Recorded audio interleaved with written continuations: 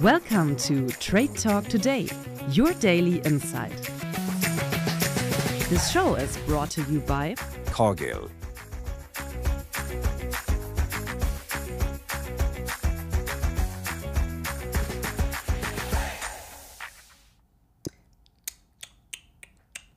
Normally, when you hear that sound, you think something has gone wrong. But when you hear it at K 2025, the world's #1 trade fair for plastic and rubber, you know it's time for a Trade Talk Today.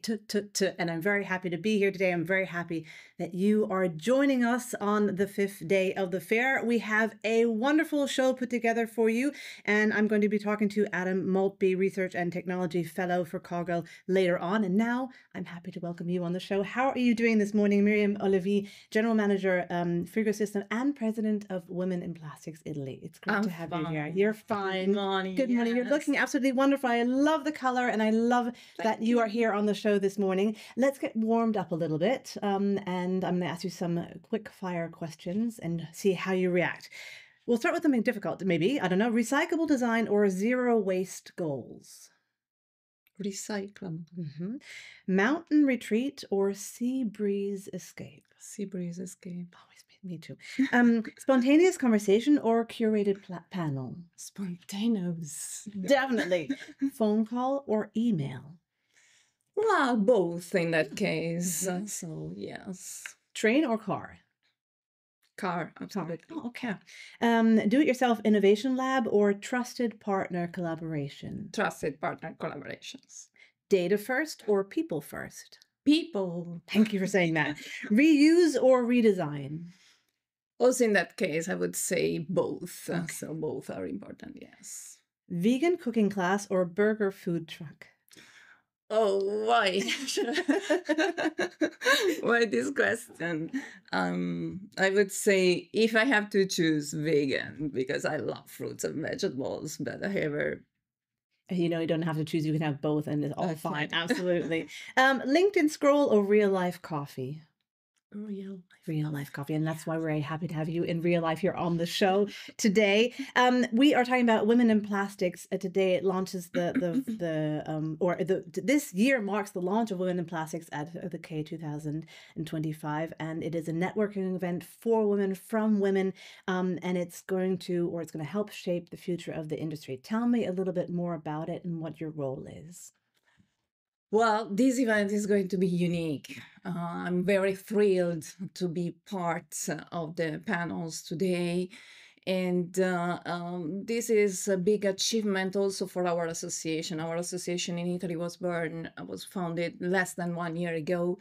And it has been a very, I would say, dynamic and intense season. But the fact of arriving here is not just, I would say, an arrival point for the work we did this year. It's a good opportunity to create bridges also with other nations and with the industry. So finally, women are on the stage. We are getting conscious of their position in this industry, in the market. And I really hope that the event today is not just a networking event, but it's a sort of position statement for this awareness of the industry. From my point of view, it even seems a little bit of a shame that we have to still prove as women that we are capable of being in these kind of positions. You've been in the industry for quite some time. You've been very successful. Tell us about what you had to face when you started in this industry and maybe how it's changed in the positive way over the last years. I think that the secret is starting very humble. And basically, this doesn't mean that you are not allowed to have dreams, but also probably to consider the opportunities. And my career was a mixture of curiosity, determination, passion. I don't see any turning points in my career, but I see lots of important steps, small steps. It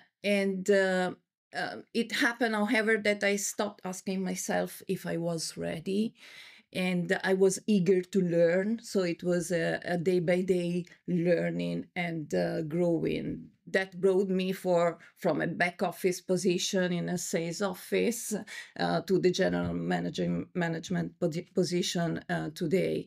I think this is actually the way to go. So, and also surrounding ourselves of people that believe in growth, either ours and theirs, and go together.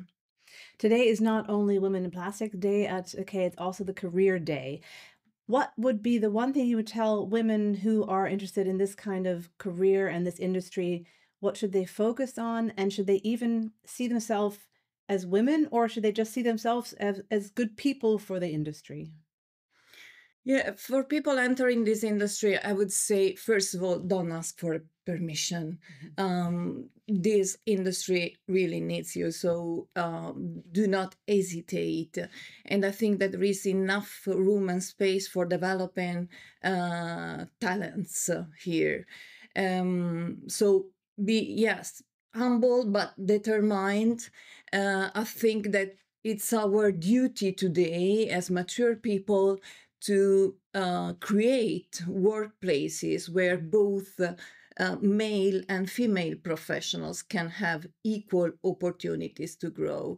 And this is something that should attract the young generations too, because nowadays we are a little bit complaining that the plastic industry is not attractive for these vocations from the young people. While on the contrary side, I really believe that if we want to create a truly sustainable industry and world, we have to work in diversity, inclusion, so that everybody is valued. Absolutely. You are general manager of Frigo System. You are in 70 countries. So what would you say are the differences in different countries regarding how women are seen, where they stand in the development of women in this career? How are you trying to bring it all together? It must not be so easy. I mean, I can imagine it's difficult because the industry is so globally so different. Yeah, true. But I think that this opportunity of traveling to more than 80 countries during my career was really challenging, but also a big opportunity for me, either for the meeting with the cultures, and also the opportunity to debate and negotiate and communicate, and so have this interaction not as a tourist, but as a businesswoman. And of course, it was not easy. Some cultures are open, some other ones are not. This, however, allowed me to get inspired, to get motivated, and also identify countries where gender gaps are even higher than what I live, for instance, in Italy. And so try to inspire and motivate other women to be strong and be present and, let's say, speak up in this industry. Do you think it was, from your perspective, were the men that helped you in your career to give you more a feeling of being really good at what you do, or were it the women that were kind of helping you in your path, or can you not even say it in that kind of a way? No, actually, I'm very grateful to men who valued my talent and actually gave me lots of opportunities in this industry. It's basically a male-dominated world, so it was not easy. I mean, I didn't find so many women on my pathway. I think, however, that today in our association, for instance, which is Women in Plastics Industry, not only women are there, but also men. Very important. And companies. Yeah. So it's very important to open. And I think that the best of the result is coming when we all act together in a dialogue where everybody can help each other to see the real and the good direction. Exactly. So what's the point of having us women sit together and talking to ourselves about how great we are? Because we already know how great we are, because we're really good at what we do. It's good to have the men at the table and we can work together. And it's not about being against each other. It's about working together. Miriam, thank you so much for being here today. I wish you a good time at K. I know you look like you've been having a good time and I love the smile. So thank you so much for being here. We're going to take a look at so many things going on at the K. And so we're at the science campus and we're going to take a look at what happens there and what's been going on. So if you missed that, this is the time to pay good attention.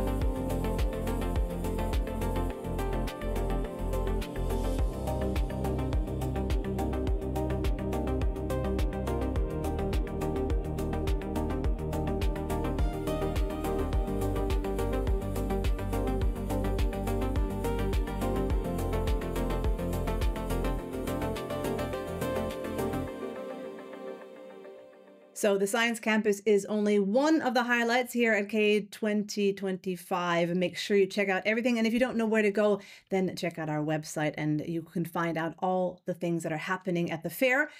Or just stay tuned here on Trade Talk today because we always have fantastic guests. And I'm going to talk to the next fantastic guest on the show, Adam Maltby. Thank you so much for being here today. Research and Technology Fellow at Cargill. Thank you for your time. I hope you're doing well. Yeah, yes, great. Very good. Glad to be here.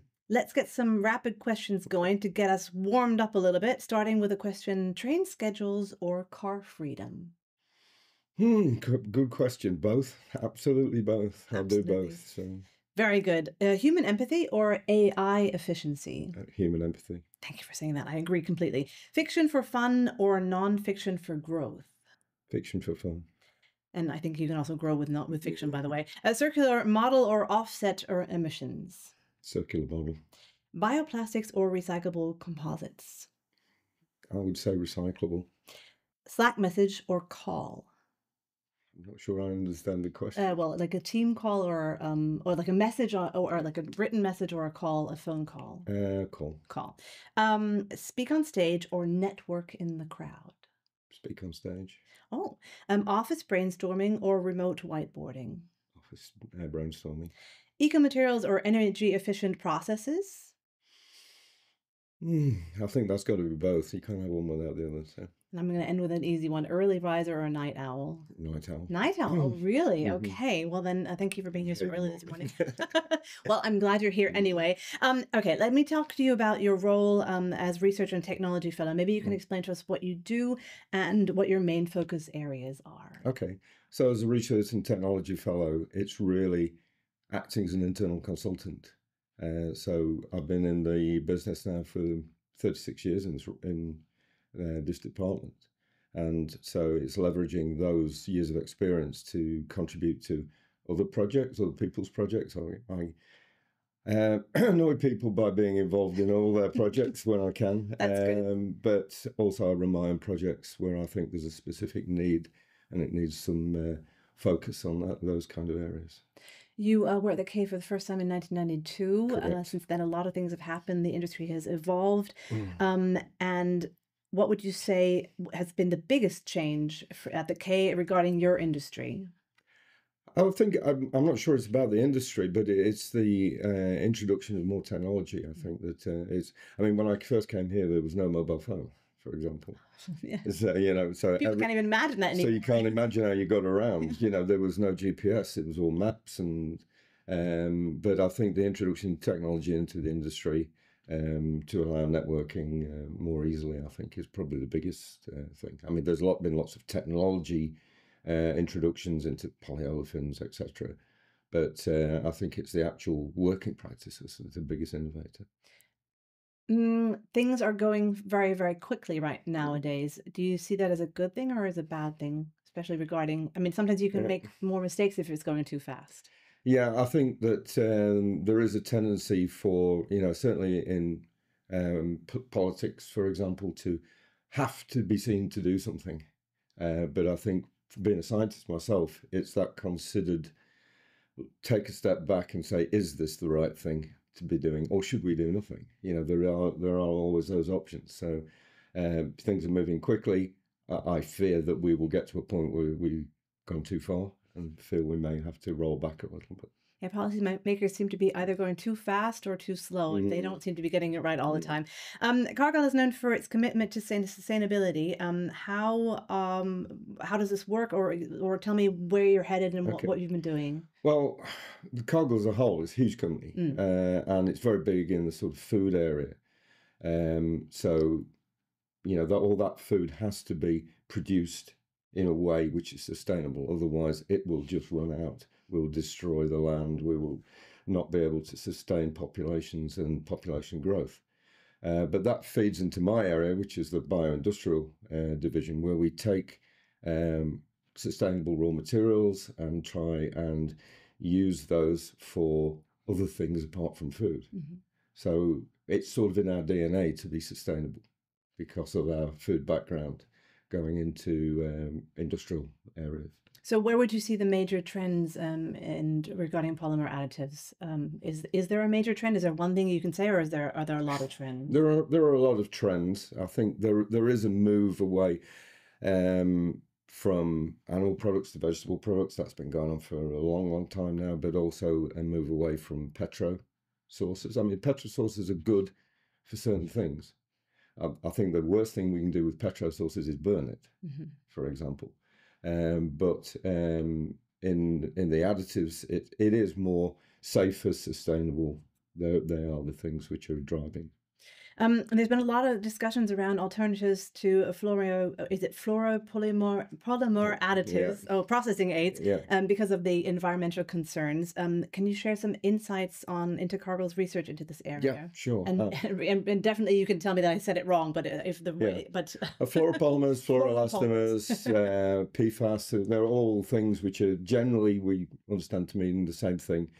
It's these materials with carbon-fluorine bonds, which, although are fantastic materials in some respects, they have the disadvantage of being around for an awful long time. It's very difficult to get rid of them once you've made them. So for essential uses, I think, fine. They do things that nothing else will do. But if we're going to put them into packaging, which is then possibly going to be thrown away or recycled, I think it's important to look for alternatives. So we've been very much involved in that, and it started with a chance conversation. Oh. So in 2020, I was in the US. We were having customer meetings, and at the end of the meeting, someone turned around to me and said, "We're probably going to have to get rid of fluorinated polymers. Do you have something which would act as a processing aid?" And then I went to another meeting, and exactly the same thing. At the end of the meeting, there's a casual comment. Someone said, "We're probably going to have to get rid of fluoropolymers. Can you think of anything that you do that might be useful?" So that's where it started. And it started with that face-to-face conversation. I think that's something that we perhaps lose with more online teams. You don't get that little bit of face-to-face contact. And so coming here, for example, is absolutely a great thing, because there will be so many innovations that come out of those casual conversations. Exactly. It's about talking to each other and finding the nuance in the conversation. And you can't get that on a Zoom call, even though people think they can have good conversation, but just looking into that camera doesn't always work. So tell me about the conversations you've been having here at K. Probably you can't get into all the details of how is what is the feel between other stakeholders and people you've been talking to? Well, if we come back to the PFAS thing, that probably has been the biggest thing. Obviously, we've been presenting something here as a launch of a product, which we feel has got some possibilities in that area. So that's been very much the focus. But then there's a wide range of other things going on, and you always get hundreds of people who will come and say, "Have you got something that does this? Have you got something that does that?" And so I wouldn't say there's a particular focus apart from that's probably the main subject that I've encountered. So just to end the conversation, what can people see when they come to your stand? What will they be presented? Okay, so I've got our full range of normal products, which is things to make plastics slippy, things that stop plastics sticking together. We've got a range of anti-static additives, both temporary ones which migrate and permanent ones which are quite unique. Some anti-fogging agents for wettability of plastics, and we've got our new product, which is IncoFlow P50, which is a PFAS replacement processing aid.